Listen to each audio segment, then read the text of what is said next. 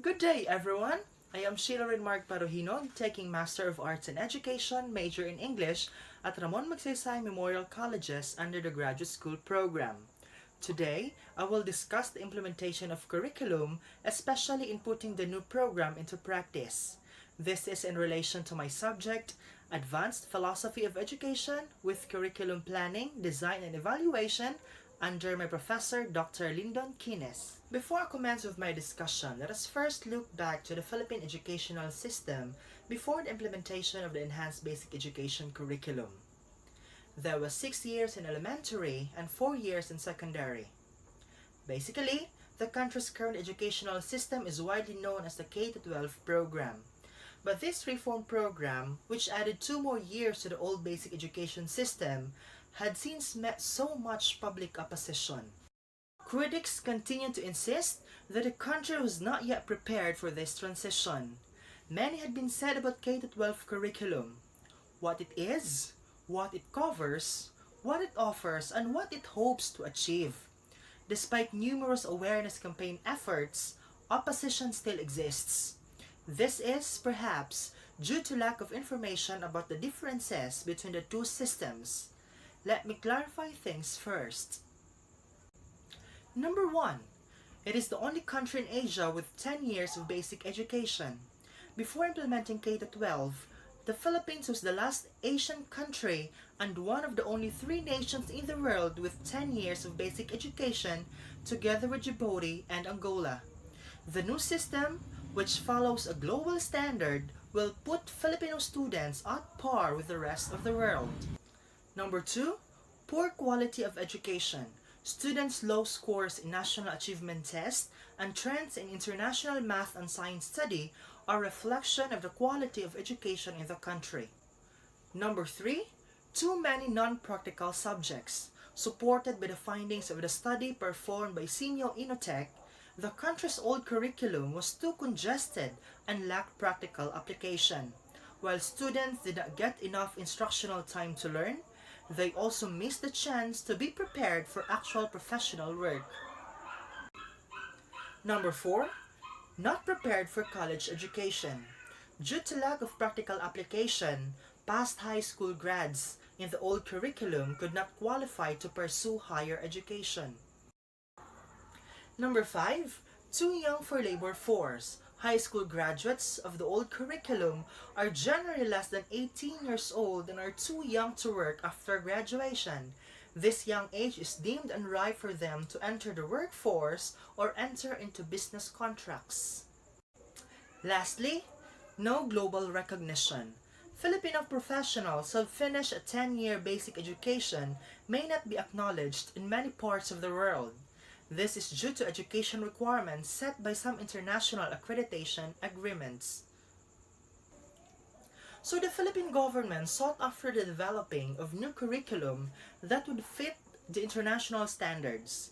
The Philippines' commitment to education for all, or EFA, is being realized with the fulfillment of EFA Plan of Action 2015 Critical Task Number 5, which mandates lengthening its cycle of basic education to 12 years. As such, then-President Benigno Simeon Aquino III, in his first State of the Nation address in July 2010, made it a priority to lengthen the education cycle in the country. Aligned with the administration's commitment, it was on May 15, 2013, Republic Act No. 10533, otherwise known as the Enhanced Basic Education Act of 2013, came to pass as a law, and the Department of Education is now implementing the K-12 education program. The Southeast Asian Ministers of Education Organization Regional Center for Educational Innovation and Technology, or Simeo Inotech, has been providing support to DepEd, first by undertaking a regional review of the curricula for 4 Southeast Asian countries: Brunei Darussalam, Malaysia, Singapore, and the Philippines. The study affirmed that basic education in the country must undergo reforms to meet the demands of the 21st century. Furthermore, Simeo Inotech has committed to allocate funds to develop K-12 collaterals, including a K-12 toolkit to assist the DepEd in relaying important information that is critical to the full understanding of the K-12 Education Reform Initiative. The K-12 curriculum has the ultimate goal of providing functional literacy for every Filipino learners.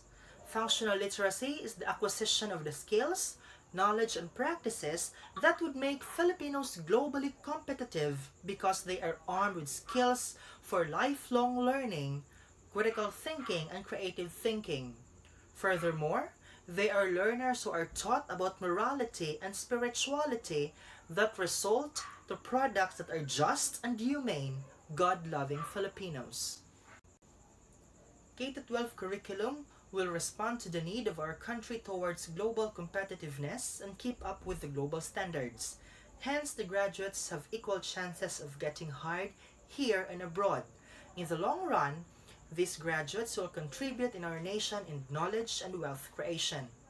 Graduates who will help attain the goals of our nation. Given all these concepts enveloped in a K-12 curriculum, what really are the bases of our current curriculum? The evident ones are Constructivism, Progressivism, and Reconstructionism. Constructivism. The K-12 uses the spiral progression.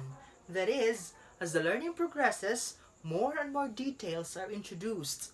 The concepts are taught early, then retaught in succeeding years with increased sophistication and complexity. Learners continuously reflect on their experiences while developing the needed abilities and skills to achieve this kind of learning. Constructivism encourages different activities where students can reflect, discuss with their teacher or with their peers their outcomes, understand it, then learn it. Progressivism. Since our curriculum aims to develop learners who are armed with sufficient competencies which could be achieved by actively applying and utilizing it in real world, actively testing ideas or concepts learned. Progressivism is applied in our current curriculum because students are to experience the world. It is therefore active and not passive in nature. Progressivists believe that education should focus on the whole child, neither on content to be taught nor the teacher.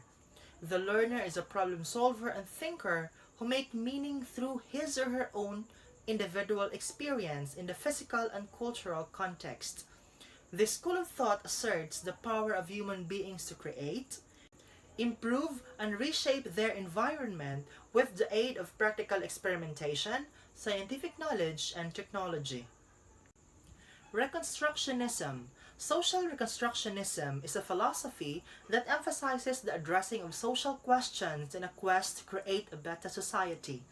The goals of the K-12 highlight social reform, from a 10-year basic education to a 12-year plan. With the advent of the K-12 curriculum, the traditional understanding that a 10 years basic education is sufficient has been changed to improve human conditions. K-12 curriculum allows the students to experience and take social action on real problems. Community-based learning and bringing the world into the classroom are strategies used. The Department of Education has in the past years been working towards the implementation of the K-12 program that is designed to provide sufficient time for mastery of concepts and skills, develop lifelong learners, and prepare graduates for tertiary education, middle skills development, employment, and entrepreneurship. The extension of the basic education to 12 years seeks to boost the quality of Philippine education to make it at par with that of other countries. The K-12 program is described to have 6 salient features. First, strengthening early childhood education through universal kindergarten. Strengthening early childhood education. Every Filipino child has access to early childhood education through universal kindergarten. At 5 years old, children start schooling and are given the means to slowly adjust to formal education. Research shows that children who underwent kindergarten have better completion rates than those who did not. Children who complete a standard-based kindergarten program are better prepared for primary education.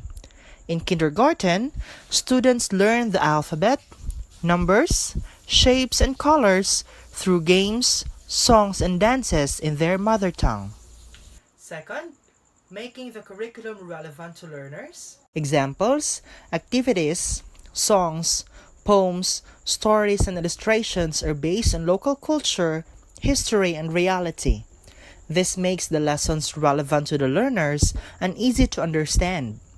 Students acquire in-depth knowledge, skills, values, and attitudes through continuity and consistency across all levels and subjects. Discussions on issues such as disaster risk reduction, climate change adaptation, and information and communication technology are included in the enhanced curriculum.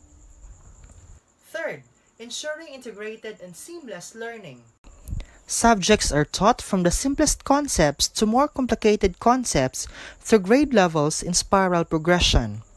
As early as in elementary, students gain knowledge in areas such as biology, geometry, earth science, chemistry, and algebra. This ensures a mastery of knowledge and skills after each level.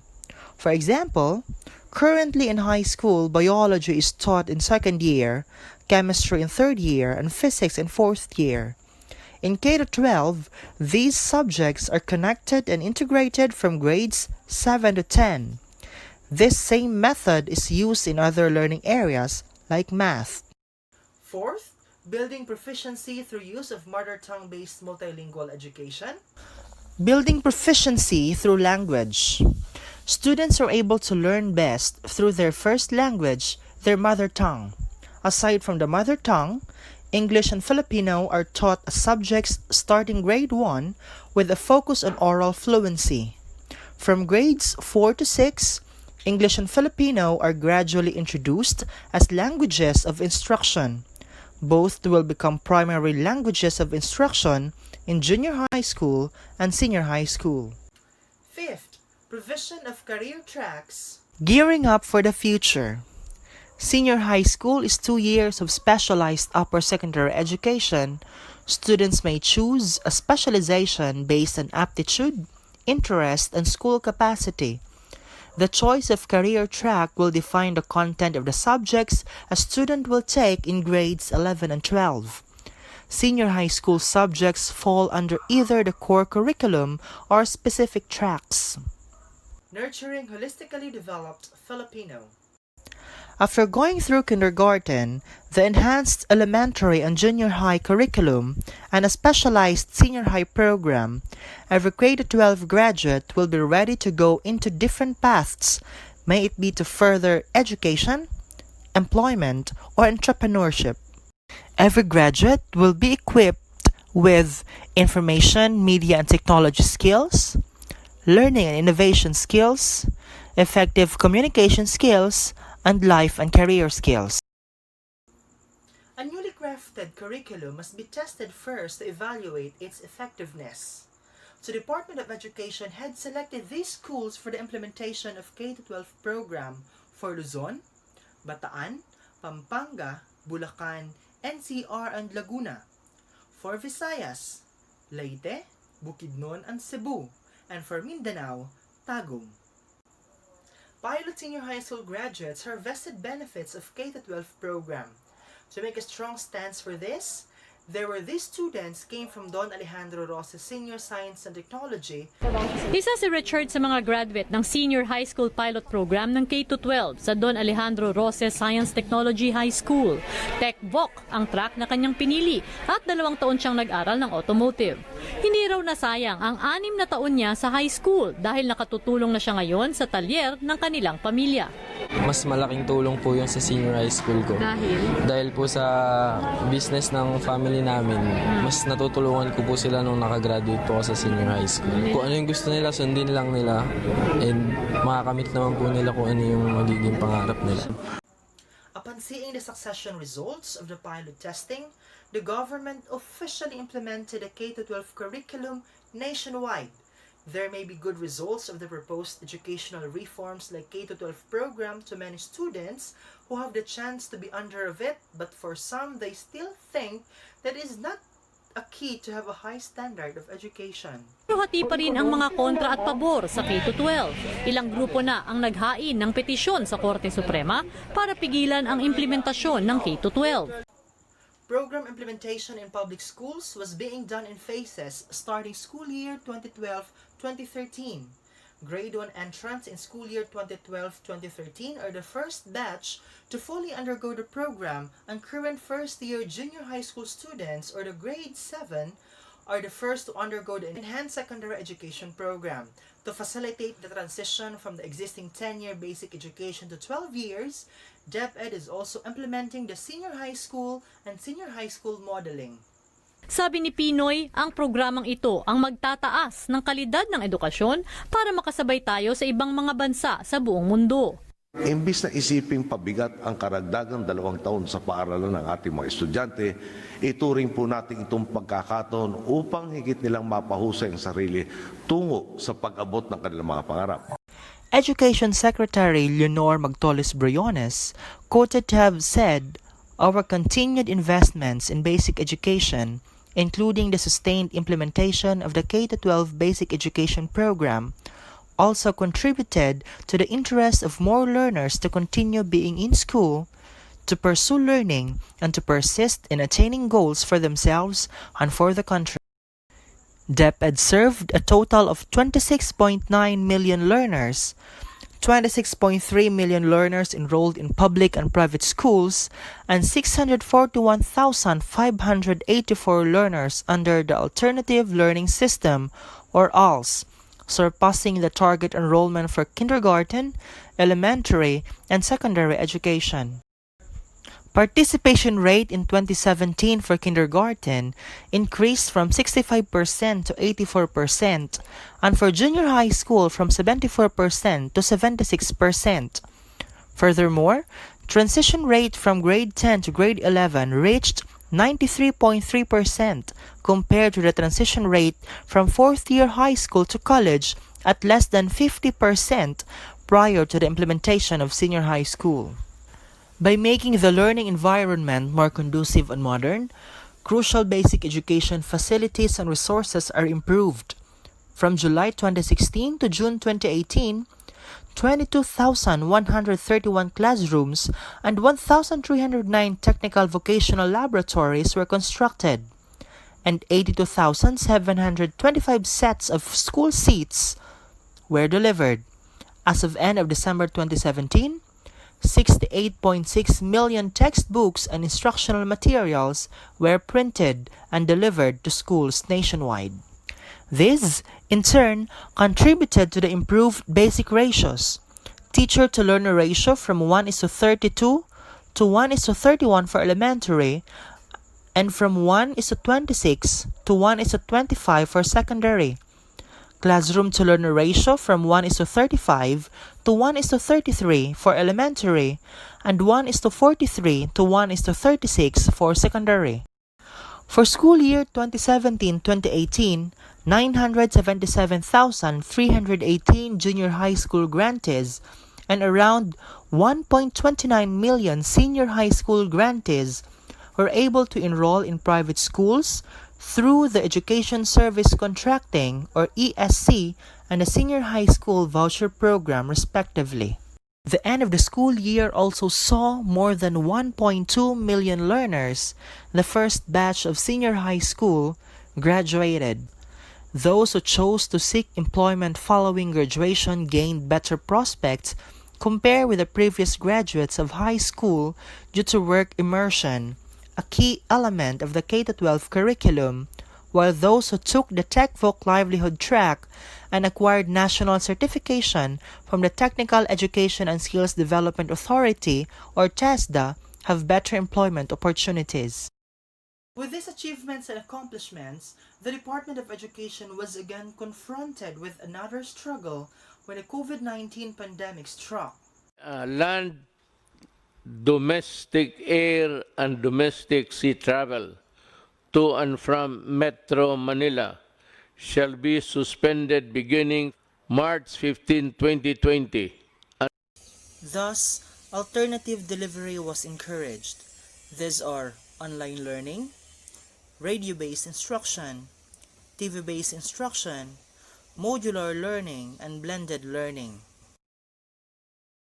The current global health crisis poses a profound impact on the basic education system, as approximately 87% of the world's students' population, or about 1.5 billion learners, have been affected by school closures. In the Philippines, ensuring the welfare of more than 27 million learners in basic education alone requires indomitable commitment amidst this crisis. However, as UNESCO reiterates its stand, education cannot wait. If learning stops, we will lose human capital. Thus, the Department of Education affirms its commitment to sustaining the delivery of quality, accessible, relevant, and liberating Philippine basic education services anchored in the sulong EDUCalidad. Working on a said premise, the department hereby releases the most essential learning competencies, or the MELCs, to be used nationwide by field implementers for school year 2020-2021 only. The department emphasizes that the review of the K-12 curriculum remains ongoing, and the experience with the MELCs for this school year will be used to inform and enrich the curriculum review. The release of the MELCs is not just a response to addressing the challenges of the current pandemic, but is also part of the department's long-term response to the call of SDG 4 to develop resilient education systems, most especially during emergencies. Thus, it can be used under certain circumstances as a mechanism to ensure education continuity through a curriculum dimension. Releasing the MELCs does not diminish the standards set by full K-12 curriculum guides. Rather, these serve as one of the guides for teachers as they address the instructional needs of learners while ensuring that curriculum standards are maintained and achieved. The department, through the Bureau of Curriculum Development, Curriculum Standards Development Division, in collaboration with the Assessment Curriculum and Technology Research Center, started working on the identification of essential learning competencies in the middle of 2019 as part of its ongoing review of the intended curriculum. Bureau specialists, academic experts, and field implementers worked to reach a consensus regarding the criteria to be used in determining these competencies. Initiated by Secretary Leonor Magtolis-Briones, the K-12 curriculum review is not just meant to fulfill one of the provisions of RA 10533 to review the curriculum, but is also part of her commitment to ensure quality, relevant, and liberating education for all. Thus, DepEd released DepEd Order No. 12 Series 2020 and DepEd Order No. 18 Series of 2020 with its adoption and implementation of Basic Education Learning Continuity Plan, or BELCP. The DepEd is set to roll out a revised curriculum for the coming school year 2020-2021, which highlights the streamlining of the K-12 curriculum to the MELCs. As the result of the curriculum review, which started almost 2 years ago, DepEd's BCD had compressed the curriculum to MELCs as part of its Basic Education Learning Continuity Plan. As part of DepEd's LCP, the K-12 curriculum has been streamlined to 5,689 MELCs from the original 14,171, or a reduction by 60%, to address curriculum review finding of congestion and overlaps. Up to this day, COVID-19 poses threats for everyone, yet learning must not stop. This morning, we received a memorandum from the Office of the President that the President has already made the decision in respect to the recommendation that I submitted to him last August 6. As per the memorandum of the President, he has given approval to the recommendation of DepEd. Thus, we will now implement such a decision to defer school opening to October 5, pursuant to Republic Act number 11480. It will be recalled that the law specifically states that the President can decide on the opening of school classes upon the recommendation of the Secretary of the Department of Education. So on October 5, 2020, classes will resume nationwide. This may be a paradigm shift, but everyone has braced themselves to face this challenge.